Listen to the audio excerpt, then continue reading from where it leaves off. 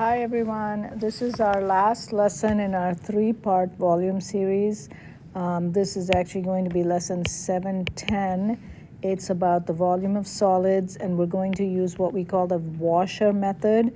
To remind you, the three parts are the known cross-sections method, which was the first of our three volume lessons. Then we had the disk method, and today we're doing the washer method. So if the axis of revolution that we are revolving around is not one of the boundaries of the region that's being revolved, then the cross-sectional area created by slicing perpendicular to the axis of revolution will be a washer with an outer radius of R0 and an inner radius of R. Actually, this is RO, not R0. It stands for out, R out, and R in, okay? So what do I mean by this?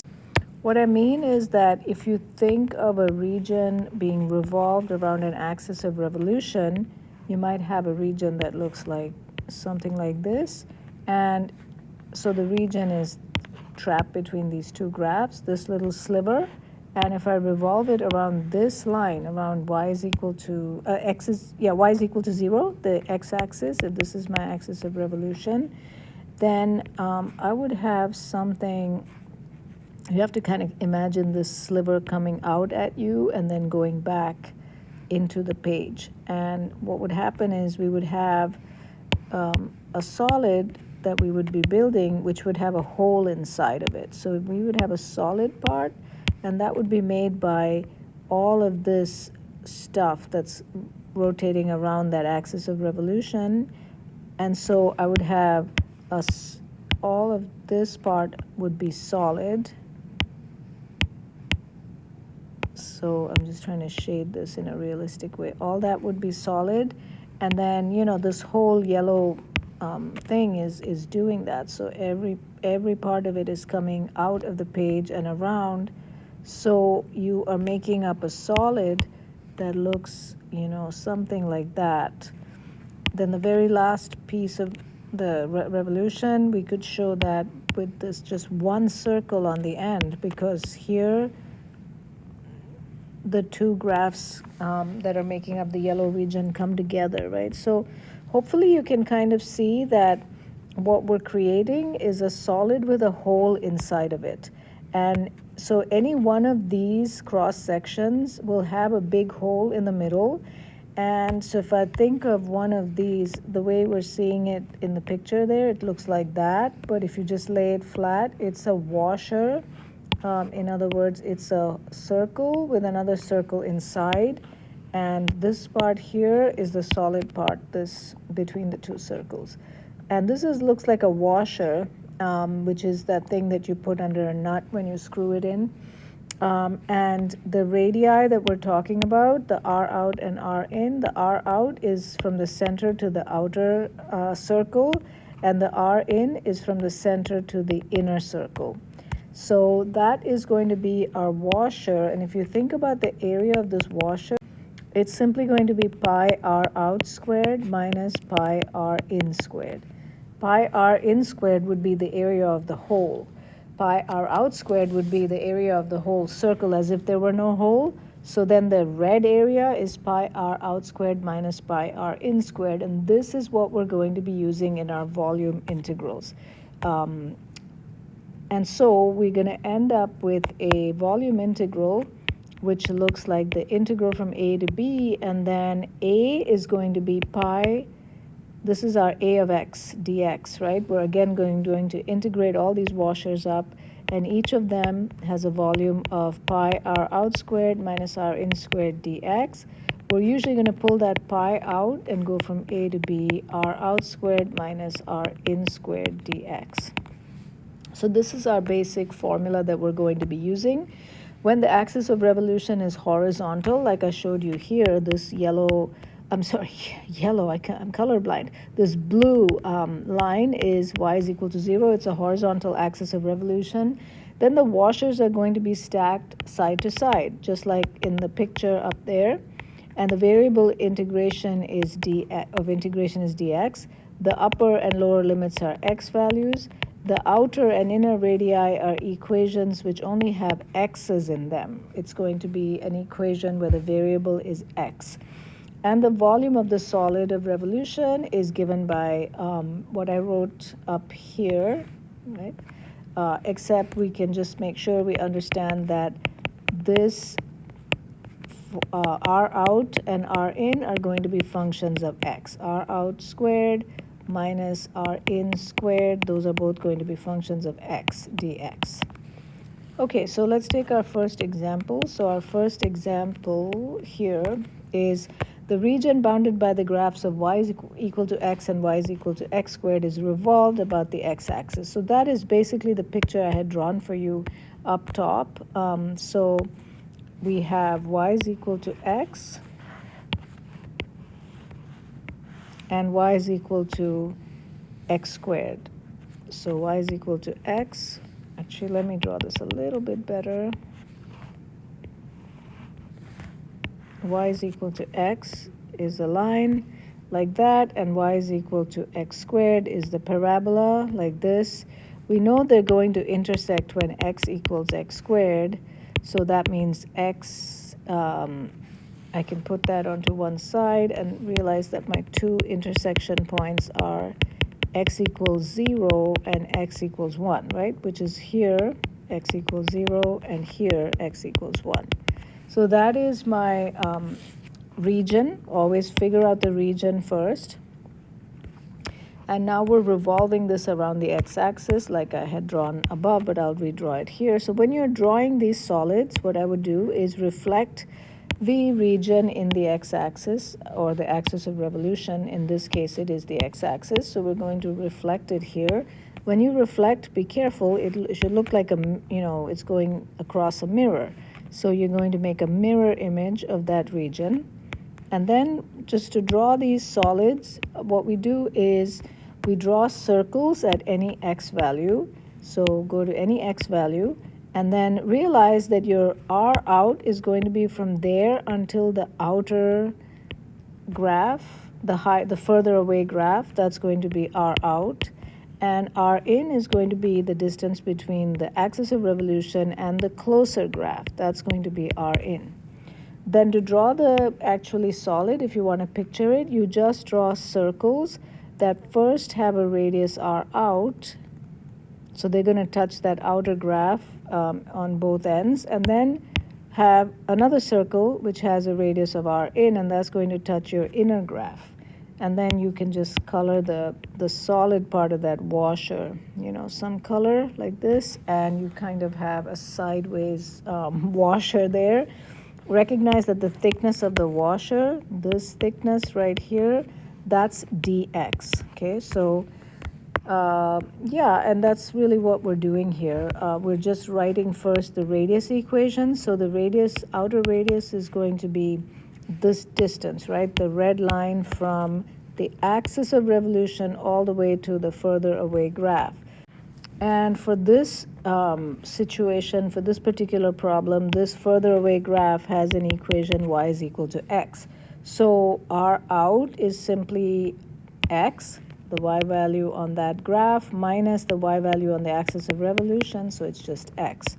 R in is going to be the distance between the axis of revolution and the closer graph, so that's going to be equal to the parabola equation, y equals x squared minus 0, or just y equals x squared. Okay, so I have my R out and my R in. Now my volume integral is pi integral from 0 to 1. It's 0 to 1 because those are my two intersection points between the two graphs. So I go 0 to 1, and then R out squared, which is x squared, minus R in squared, which is x to the 4th, and then dx. And we should be able to very easily do this antiderivative. Put in 0 and 1 and get a final answer. 1/3 minus 1/5 on the top. Always check the bottom. It's going to be 0 in this case, but always make sure we're checking. And we make a common denominator of 15 and get 2 pi over 15 as our answer. And these volume problems, just like the area problems, your answer should always be a positive number. Okay. Let's try another one. Here we have the region bounded by y equals x squared and y equals x. So the exact same region, but we are revolving it around the line y is equal to 2 and finding the volume of the resulting solid. Okay, so I'm going to draw this like this. I know that I need to revolve around this line y is equal to 2. So I'm going to give myself some room for that to be something I can draw. So that's up here at y is equal to 2, and this is going to be my axis of revolution. My region is the same region from the last problem, right? So here's my line, y equals x, and then I had my parabola, y equals x squared, something like this, y equals, and the intersection is at x is equal to 1. X equals 1, and this intersection x equals 0. So exact same thing from last problem. And now the difference, though, is that we are revolving it around this line. So to make the mirror image, I'm going to go on the other side and try to think this through. So I think the mirror image is going to look like we first have a line that would do something like this. And then since it's the mirror image, the parabola is going to be on top of the line like this. And I'd have a region here. And then you can make your washers by thinking the outer circle goes from the parabola all the way back to the parabola. That would be the outer circle. Let me draw that a little bit better, like that. And the inner circle of the washer will go from the line to the line, like this. And the washer is, the solid part of the washer is in between those two circles, okay? At the very edge here, you would have just one circle at this end, and then here also one circle. But anywhere in the middle, if you were to cut through that solid perpendicular to the axis of revolution, you're going to get that washer with an outer radius, r out, going from the axis of revolution all the way until the parabola. Actually, let me draw that here. I'm going to draw it down here because I already have the equation of this parabola x squared. So I'm going to use that to get my outer radius from the axis of revolution to the parabola and the inner radius from the axis of revolution to the line. So in this case, the axis of revolution is above those two graphs. So we'll say that our y high is equal to 2. That's going to become my y high. And then the y low is going to be the line of the parabola. So r out is going to be 2, which is the axis of revolution, minus x squared. And r in is going to be 2 minus x. And then I can set up my integrals. So the volume integral is going to be the integral from 0 to 1 again. And I'm going to do pi r out squared minus r in squared. And you want to be very careful here not to distribute a power because powers don't distribute. So we'll just make sure we know how to do this integral. So here, 2 minus x squared times 2 minus x squared. That's going to be 4 minus 4x squared plus x to the 4th. And we're going to subtract from that this piece, 2 minus x times 2 minus x. And that's going to be 4 minus 4x plus x squared. That's what we have to subtract off, and it's all dx. Okay, so now I can subtract 4 minus 4. That's going to go away. Negative 4x squared minus x squared makes negative 5x squared. X to the 4th stays on its own. The 4's have gone away. And I have plus 4x coming from this. So this is my integrand. And now I'll find the antiderivative. So don't forget the pi. It's out front. So this is what I'm going to end up with. And I'm going here from 0 to 1. And now we put the number in, which is basically just putting a 1 in. And I'm going to end up with an answer of 8 pi over 15, if I combine those fractions correctly. Okay, so now I want to show you a last example where the axis of revolution is vertical. And in this case, the washers are going to be stacked on top of each other, not side to side. The variable of integration is going to be dy.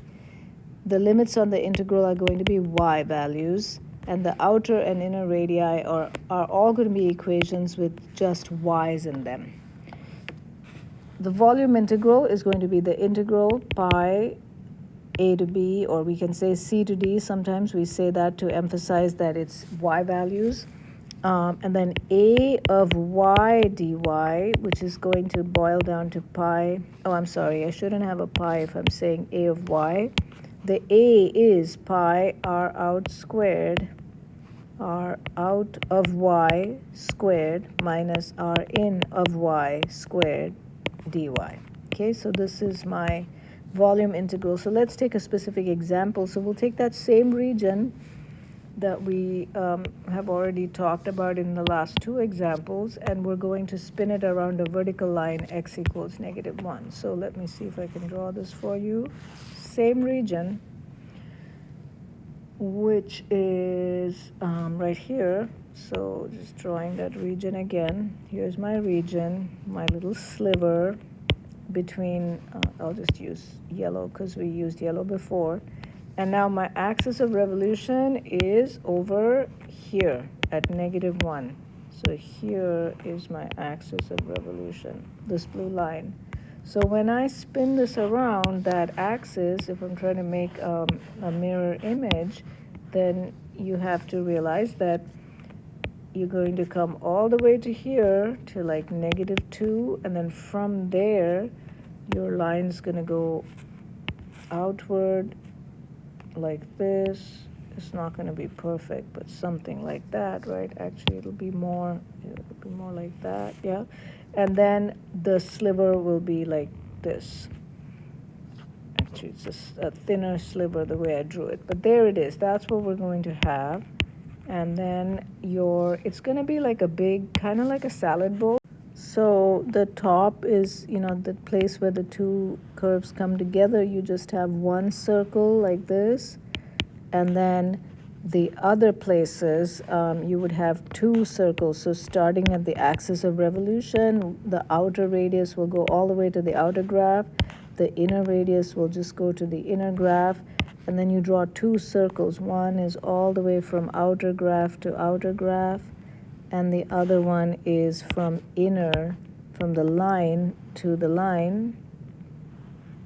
And then you can just kind of shade inside that to show your washer. So this is what we're going to see. At the very bottom, I mean, it's if it were a salad bowl, it has a big hole in the bottom, right? That's what we have. Okay, so now let's see what the R out and R in are. So R out, I said, was this distance between the line, the axis of revolution, and the outer graph. The outer graph is y is equal to x squared. So x is equal to the square root of y. And so my R out will be the square root of y. It's like an x right minus an x left. So let's just make sure we're understanding why we're doing all this.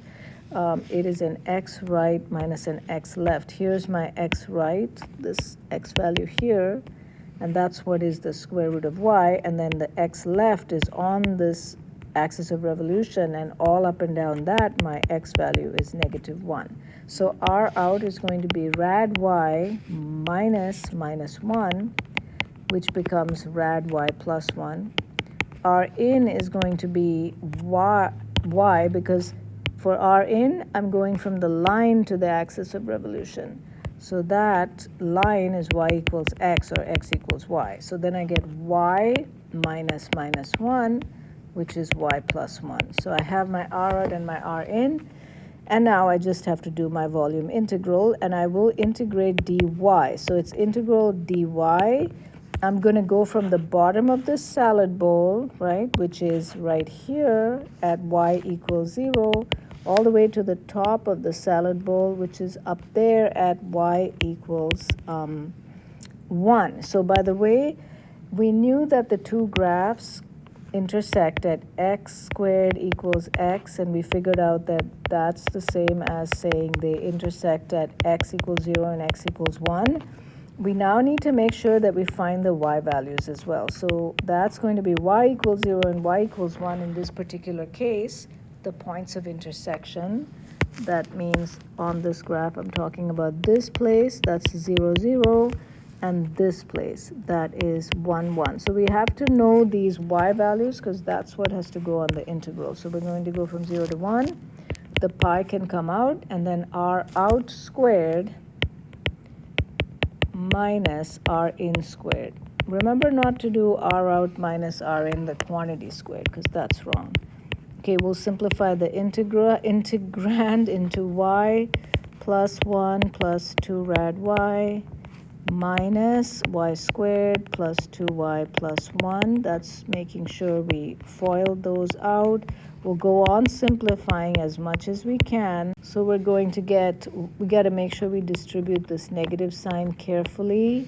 So we're going to get y minus, I'll just write it here and then we'll put it into the integral. Y plus 1 plus 2 rad y minus y squared minus 2y minus 1. So this y and negative 2y become negative y. This 1 and negative 1, they cancel. This 2 rad y and negative y squared, they just stay there. And then dy. So now I can just find my antiderivatives. This is y to the 1/2, so it becomes 2/3 y to the 3/2. And it's 4/3 because of this 2 here. And then I have this, and I'm going from 0 to 1. So pi negative 1/2 plus 4/3 minus 1/3. And the bottom is all 0. I'm checking it, though, in my mind. And so common denominator could be 6. And I have negative 3 plus 8 minus 2, which I believe is then 3 pi over 6 or pi over 2. Interesting answer for that problem. But that's the volume of that weird salad bowl. And I hope that you understood then this lesson about washers and that you're going to be comfortable integrating both dx and dy if you have a volume of a solid where the cross-section looks like a washer. That's the end of our volume series, but I will see you in class and have an excellent rest of your day or night.